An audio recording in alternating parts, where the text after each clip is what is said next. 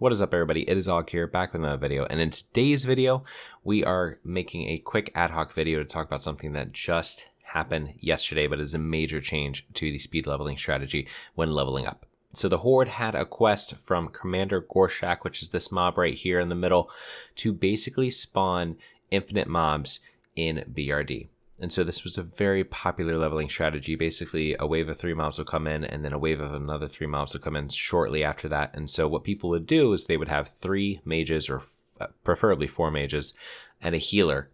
And then they would basically aggro in these mobs and then blow them up with Flame Strike, Cone of Cold, and Shatter combos, things like that. Burn down the mobs real quickly, and then drop the quest, restart the quest, and just keep on doing this over and over and over. People are able to get about 100,000 to 120,000 experience per hour, and there are also really good drops just with the amount of mobs you're killing just from Runecloth alone. There's the Dark Iron Residue, which just vendors really well or sells in the auction house. There's major healing pots, major mana pots, etc. And then there's, of course, the epic loot table from BRD, which in itself is very good. So you can see here some of the mobs coming in, and basically what happened is that we hopped on the stream last night at our normal stream time, and right about then is when Frosty Fanta found out that they actually did nerf it because he was going to go level up his multi-box team, as you can see here. Unfortunately, what ends up happening is that they completely took out all the loot and all the XP. And so our loot is on free for all right now, and you can see that there's no XP or no loot available. There's no XP available, and they completely got rid of the strategy. So I want to show you guys some alternative strategies that you can use to continue to level up as fast as possible on your mages or even as your healers. Okay, so obviously this is a lot of experience that we have to replace, and so I'm going to try to show you some easy ways. And the first way is something that I call the journey. So this is doable by any class, Horde or Alliance, but Horde have a little bit of an advantage with this first quest here that we're showing right now. Basically, there is a quest in Ajara in which you can do this quest and get 4 additional quests to go to each of the major cities. And then in each of the major cities, you're able to do this cloth turn-in. And so you're going to need some mats, and so I'll have this video linked down below so you guys can watch the video for exactly how to do it.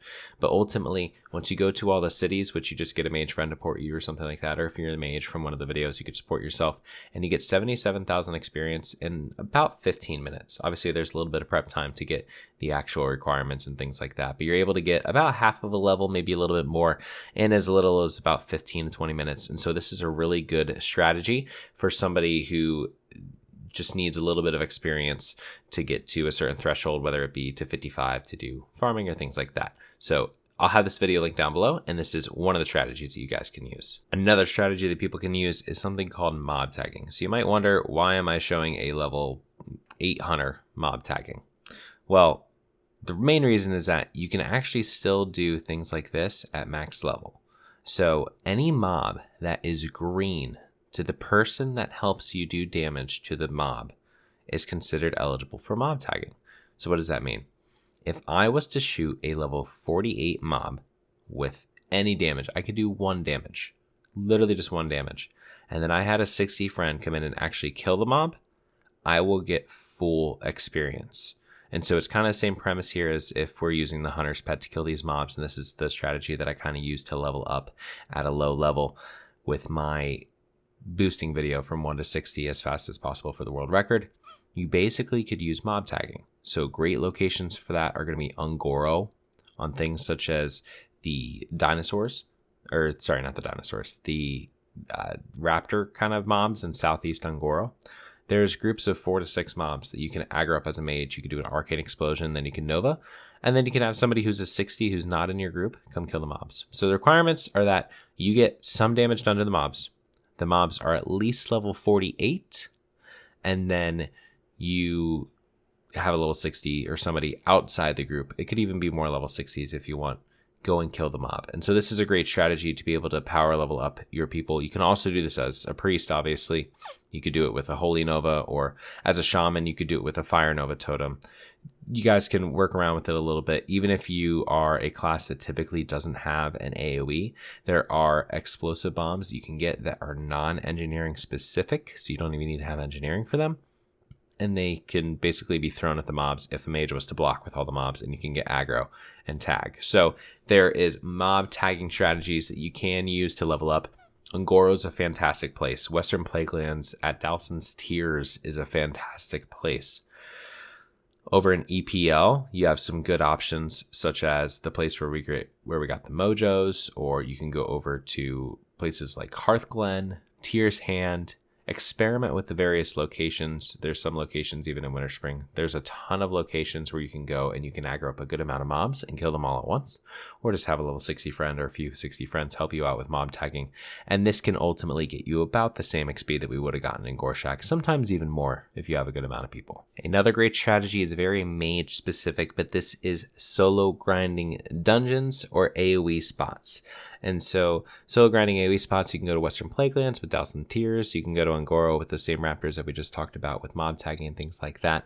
But the dungeons is really where you're going to pull off some crazy stuff. So recently I released a video for 54 to 57, which we have on in the background right now, of basically how we can kill about 120 mobs at once and achieve XP rates of about 100,000 XP per hour from 54 to 57, while also making about 100 gold per hour. So I will have this link down below that you guys can watch that as well if you're interested in seeing exactly how we do that.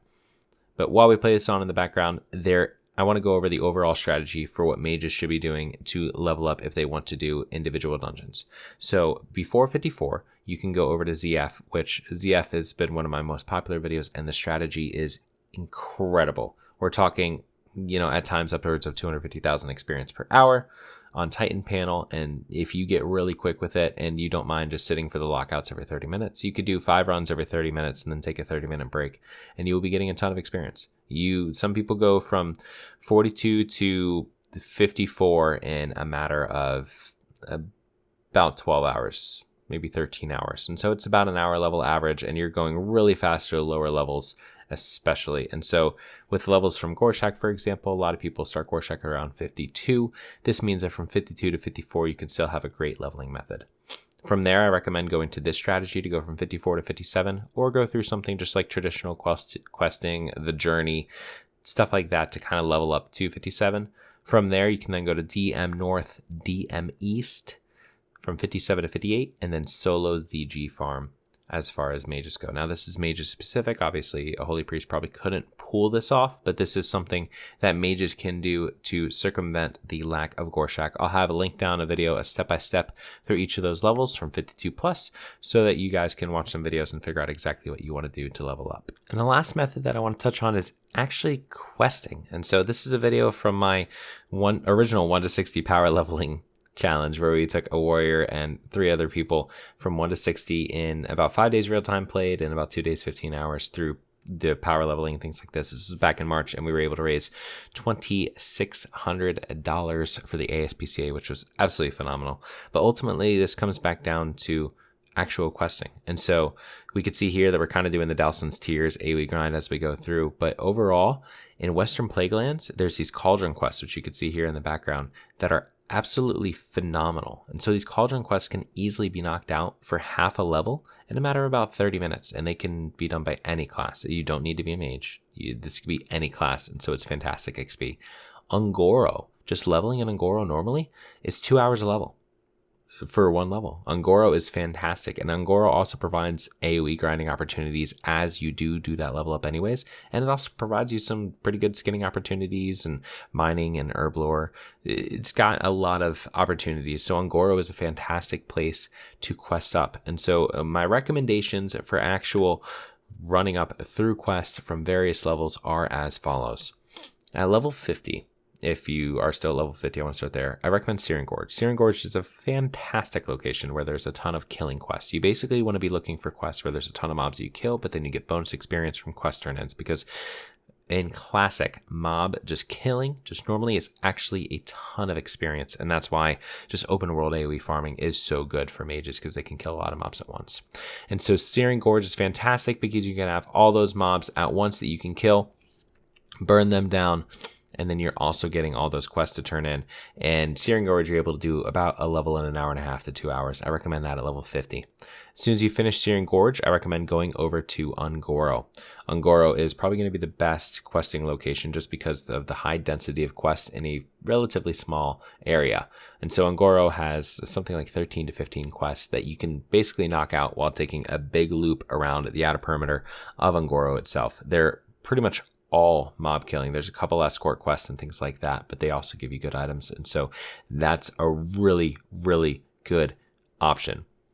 Number 3 is going to be going over to, so Un'Goro will get you from probably about 51 to 52 or something around there. Go over to Western Plaguelands, do the Cauldron turn-ins. That's going to get you half a level just from the Cauldron turn-ins alone. After you do the Cauldron turn-ins, I recommend doing the Journey, as we mentioned earlier in the video, and that will get you all the way to 53, potentially even higher. At 53, you can go over to Felwood. And so the reason that we go to Felwood at 53 is it might seem a little bit high for some of the starter quests because they're level like 47, 48 mobs, but it's actually perfect for some of the later quests. So make sure that you go over to Faralos and you pick up the, I think it's like Anger Claw quest or something like that, which is basically to go over and pick and kill just several mobs in northern Felwood.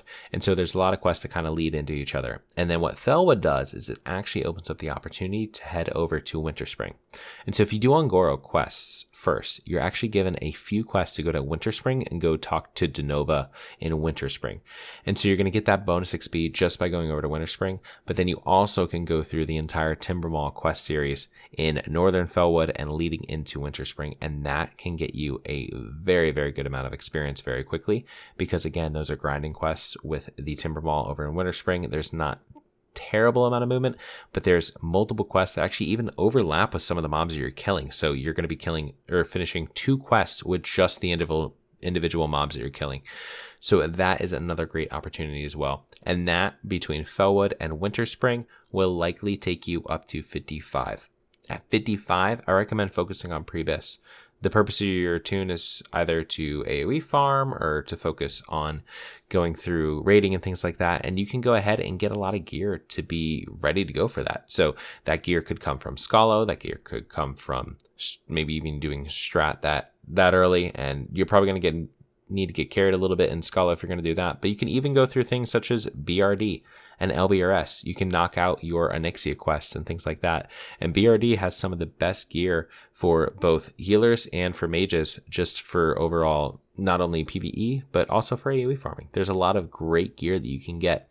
And so going through those instances is great. And now, as of recent, obviously Silithus is out. And so Silithus has some great grinding opportunities where you can also make a lot of gold off of the Twilight mobs. So that's just some other methods that you can use. Hopefully this can help you guys think about potential ways to circumvent the lack of GORSHAK opportunities. And there obviously is other AoE farming, such as LBRS AoE farming, where you can pick up a warrior, 3 mages, and a healer, and you can actually run through LBRS and get a ton of experience. You could do the same thing with Sunken Temple. With the new Sunken Temple mage strat, you can aggro up a bunch of mobs and then just infinitely kite them, basically would be the idea.